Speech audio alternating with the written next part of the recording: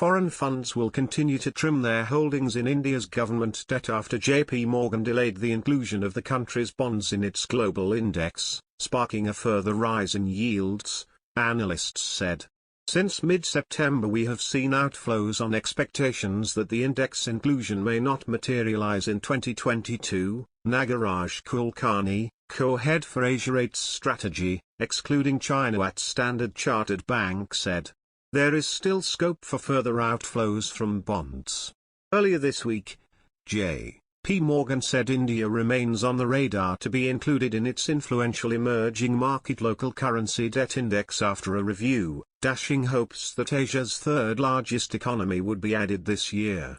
Some investors cited investment hurdles, including a lengthy investor registration process and the operational readiness required for trading, settlement and custody of assets onshore, JP Morgan said in its statement.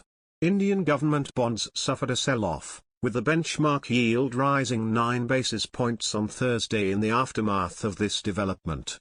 It was last trading at 7.46%. Foreign investors and banks had turned buyers of Indian bonds in July to September, solely on bets that India may be included in global indexes, with some foreign brokerages predicting an announcement after a review this month. Foreign investors had made a net purchase of 100 billion Indian rupees, $1.21 billion, of bonds under the fully accessible route, or FAR, in July to September. Bonds under FAR do not have any investment limit.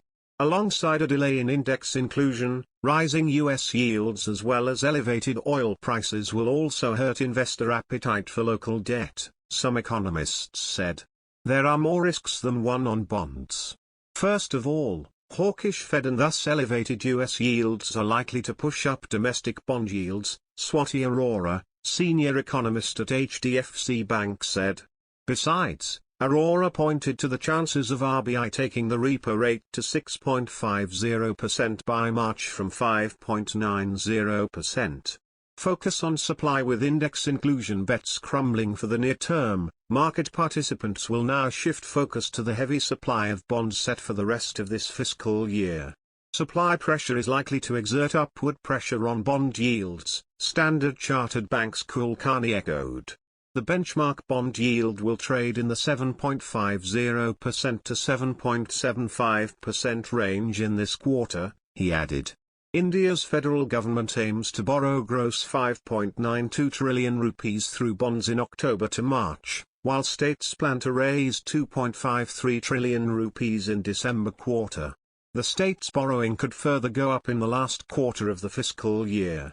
Heavier state debt supply and a marginal shift in composition towards the longer segments could weigh on 10-year and beyond tenors, Ashish Agrawal, head of FX&M Macro Strategy Research, Asia, at Barclays said. Demand is likely to stay defensive, as investors factor higher funding rates and residual tightening risks, Agrawal added.